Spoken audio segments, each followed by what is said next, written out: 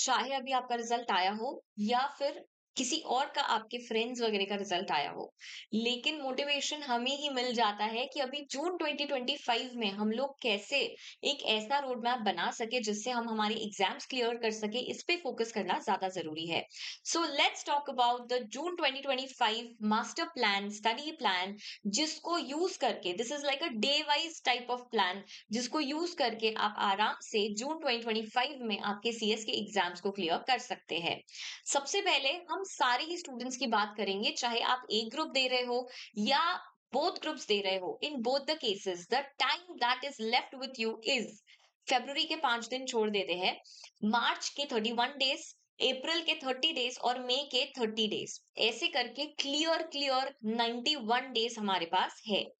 अब कुछ ऐसे स्टूडेंट्स होंगे जो ग्रुप वन या फिर सिर्फ एक ही ग्रुप दे रहे हैं, और कुछ ऐसे स्टूडेंट्स होंगे जो बोथ ग्रुप्स दे रहे हैं। बोथ ग्रुप्स में प्रिपरेशन ज्यादा लगता है, साथ ही में रिवीजन कम हो पाती है, लेकिन जो सिर्फ एक ग्रुप दे रहे हैं, ये जून 2025 में उन लोगों के पास काफी सफिशिएंट टाइम है फॉर रिविजन्स। सो सबसे पहले हम लोग बात करेंगे ऐसे स्टूडेंट्स के बारे में जो सिर्फ एक ग्रुप दे रहे हैं। बोथ ग्रुप्स के लिए मैंने अलग से बनाया हुआ है, आपको इसके ही जो टाइम स्टैम्प्स है डिस्क्रिप्शन में या फिर कमेंट सेक्शन में मिल जाएंगे। आप उसके ऊपर क्लिक करेंगे तो आप डायरेक्टली बोथ ग्रुप्स पर चले जाएंगे। नाउ प्लीज ये वीडियो पूरा देखिएगा, जितना आपको एप्लीकेबल होता है उतना देखिएगा। डन। सबसे पहले हम ऐसे स्टूडेंट्स की बात कर रहे हैं जिनको अभी सिर्फ एक ही ग्रुप देना है। Obviously you have time left in your hand, but बहुत ज्यादा भी टाइम नहीं बचा है। अब सोचने का टाइम खत्म हो चुका है और इम्प्लीमेंट करने का टाइम चालू हो चुका है। सो मार्च में हम लोग क्या करेंगे? मार्च में हम हमारा फर्स्ट रीडिंग करेंगे। फर्स्ट रीडिंग का मतलब ये नहीं है कि हर एक चैप्टर को हम एक एक बार पढ़ रहे हैं। नो, फर्स्ट रीडिंग का मतलब ये है कि हम लोग सारे के सारे जो हमारे चैप्टर्स वगैरह है उसको गो थ्रू करेंगे, रीड आउट करेंगे, रिकॉल करेंगे, रिविजिट करेंगे, साथ ही में रीलर्न करेंगे। This is for relearning. Concepts आपको आते हैं, कॉन्सेप्ट्स आपको समझते हैं। दिक्कत कहाँ आती है? वापस से वो चीज को रिकॉल करने में और वो रिकॉल्ड चीज को लिखने में। तो फर्स्ट रीडिंग में हम लोग रिकॉल और रीलर्न करेंगे। अब 1 मार्च से लेकर अगर मैं 10 मार्च तक की बात करूं, तो यहाँ पर आप कोई भी थ्योरी सब्जेक्ट ले सकते हैं। अगर आपका ग्रुप वन है तो एसबीईसी या कंपनी लॉ या जेआईजीएल, और अगर आपका ग्रुप टू है तो फिर आप सीएमएसएल या ईसीआईपीएल कुछ भी ले सकते हो।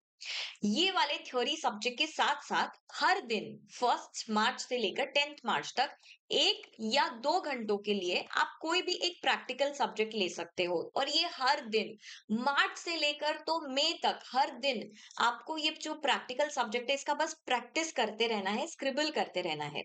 इससे क्या होगा?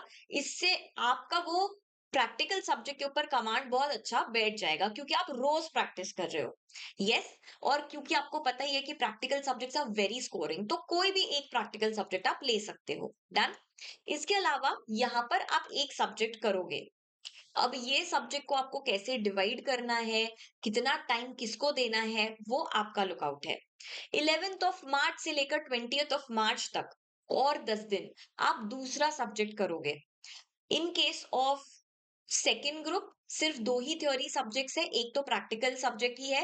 In case of first group, यहाँ पर अगर ऊपर आपने जेआईजेल किया होगा तो अब आप कंपनी लॉ कर सकते हैं, और उसके बाद आप एसबीआईएलएल कर सकते हैं, वॉट एवर सूट्स यू। इसके बाद 21 मार्च से 31 मार्च आप अदर सब्जेक्ट करेंगे। जो सेकेंड ग्रुप वाले स्टूडेंट्स है वो यहाँ पर ये प्रैक्टिकल सब्जेक्ट ही अच्छे से कर सकते हैं। This is how you will go through. अभी ज्यादा से ज्यादा आपके 20 चैप्टर्स होंगे, उससे ज्यादा तो होगा नहीं। वो 20 चैप्टर्स को ये 10 डेज में डिवाइड कर दीजिए, और फिर आपका टारगेट बना दीजिए कि आज के पूरे दिन मुझे ये 2 चैप्टर्स कैसे भी करके खत्म करने ही है। तो सुबह से जब आप उठते हो तब से लेकर रात तक जब आप सोने जाते हो, ज्यादा टाइम आपको अब किसमें देना है? आपके पढ़ाई पर देना है। चलिए ठीक है, तभी तो पास हो पाएंगे ना दीदी। ये सब हमें डुएबल ही नहीं लग रहा है। करोगे तो आएगा, ट्राई ही नहीं करोगे तो वैसे ही नहीं आने वाला है, राइट?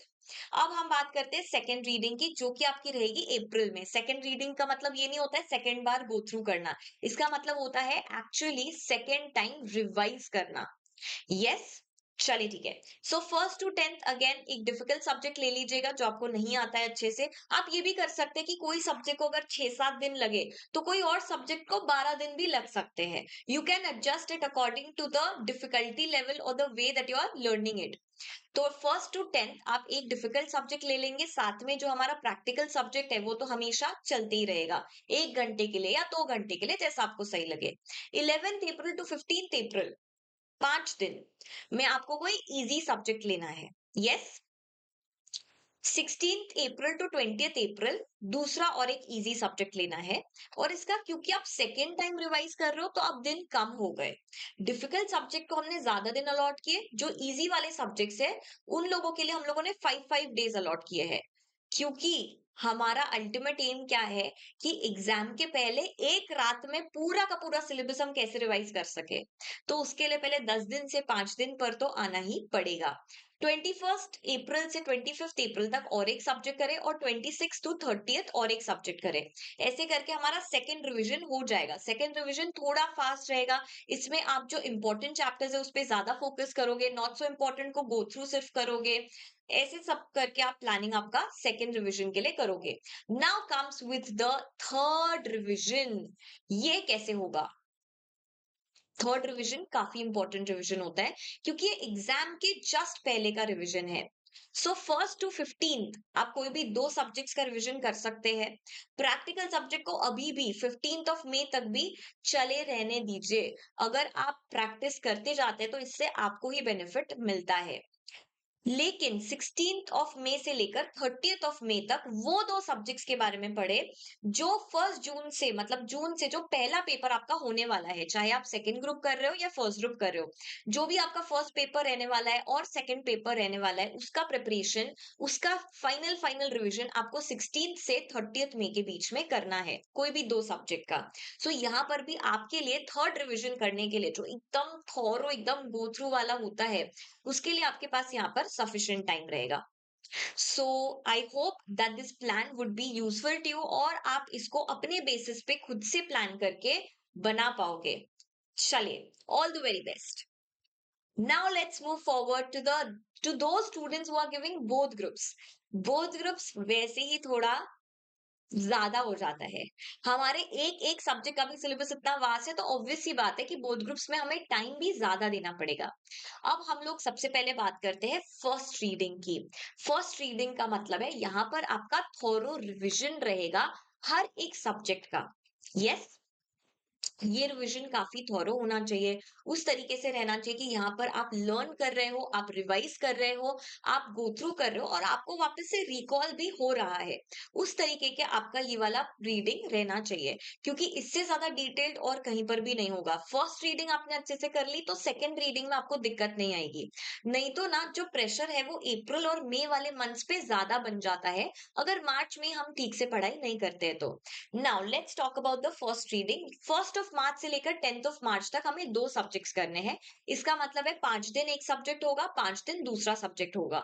इसके साथ साथ एक प्रैक्टिकल सब्जेक्ट का प्रैक्टिस हम 1 घंटे या 2 घंटे के लिए कर सकते हैं। अब आप बोलोगे दीदी ये तो बहुत हेक्टिक हो गया, बट आप दो दे भी तो बोथ ग्रुप्स रहे हो ना, इतना हेक्टिक तो होना ही है अगर यही बार पास होना है तो।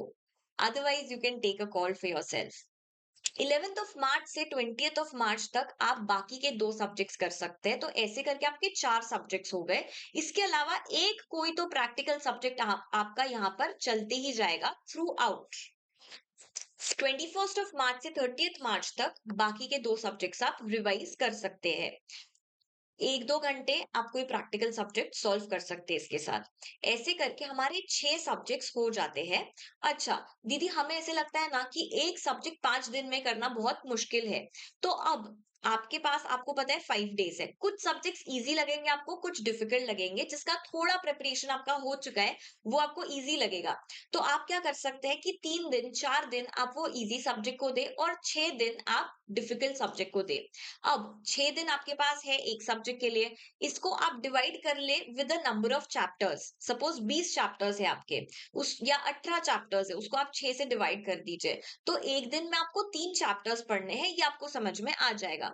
यू गाइस, जब हम खुद टारगेट सेट करेंगे ना, तो उसे अचीव करने की चाह भी रखेंगे। अगर टारगेट ही सेट नहीं करेंगे तो जब तक चल रहा है तब तक चलने दो, ऐसा हो जाता है।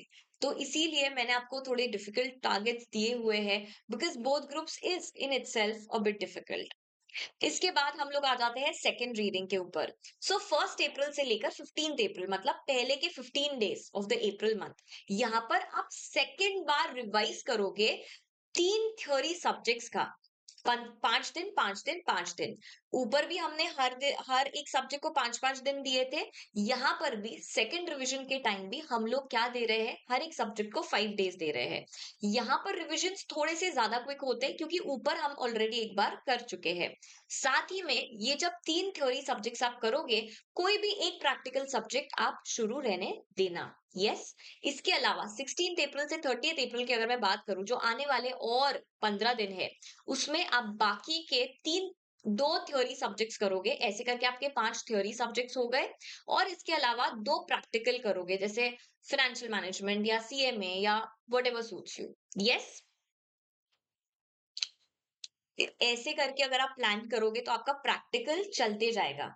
ओके। तो एक प्रैक्टिकल सब्जेक्ट यहाँ हो गया, 2 प्रैक्टिकल सब्जेक्ट हमें यहाँ करने हैं। अब बारी आती है थर्ड रिवीजन की। ये जो थर्ड रिवीजन है, ये काफी ज्यादा इंपॉर्टेंट रहने वाला है, क्योंकि अब ना एग्जाम का प्रेशर भी ज्यादा बन जाता है। और ये वाला जो टाइम होता है 1 महीने का, मई, ये हमारे फाइनल रिवीजन के लिए होता है। या तो आर या तो पार। तो यहाँ जितनी मेहनत होती है, हम पूरी की पूरी करने की कोशिश करते हैं। सो अब यहाँ 1 मई से लेकर 10 मई तक, this is just a suggestive plan. जब आपका अप्रैल और मार्च चले जाएगा, तो आपको खुद के लिए खुद ही क्लैरिटी आ जाएगी कि आपको क्या करना चाहिए। But this is the suggestion that I would have. 1 मई से 10 मई तक आप एक सब्जेक्ट कर सकते हैं। मतलब एक एक सब्जेक्ट ऐसे करके कर सकते हैं। एक सब्जेक्ट को यहाँ पर आप 2 दिन दे रहे हैं। और 11 मई से 15 मई तक आप फिर से वही चीज कर रहे हैं कि कोई भी एक सब्जेक्ट 2 दिन में कर रहे हैं। क्यों हम लोगों ने 5 दिन से 2 दिन पे आ गए? क्योंकि बोथ ग्रुप्स में ये डिसएडवांटेज होता है कि हमें हर एक पेपर बैक टू बैक देना है। और ये मैंने भी दिया हुआ है, and I have cleared it in the first go. और थोड़ा सा बिल्डअप ज्यादा हो जाता है, लेकिन अगर इसके लिए हम प्रिपेयर्ड हो, तो it is not going to be very difficult. Yes. So यहाँ पर हमें एक एक सब्जेक्ट को 2 2 दिन में रिवाइज करना है, तभी जाकर हम थर्ड रिवीजन पर पहुंच पाएंगे। यूजुअली स्टूडेंट्स ये थर्ड रिवीजन तक आ ही नहीं पाते हैं। यस। 15 मई से लेकर 20 मई तक we'll do another revision. This is the hard वाला पेपर के लिए जो हम लोग रिवाइज करते हैं, वो वाला यहाँ पर रहेगा। 2 मई से 20 मई से 25 मई तक के लिए और एक सब्जेक्ट का, मतलब जो सेकंड पेपर रहने वाला है, ये तो जो हार्ड पेपर रहने वाला है, ये जो हमारा सेकंड पेपर रहने वाला है, उसके लिए हम प्रिपरेशन कर सकते हैं। इसके साथ हम एक प्रैक्टिकल सब्जेक्ट भी चालू रहने दे सकते हैं। 25 मई से 30 मई तक हम लोग जो अभी पेपर आएगा, 1 जून को जिसका पेपर होगा, उसके लिए हम लोग प्रिपरेशन कर सकते हैं। तो जब हमें आखिरी में हम क्या करने वाले हैं, अगर वो पहले से पता हो, तो हम अभी से ही उसके लिए प्रिपरेशन करके रख सकते हैं।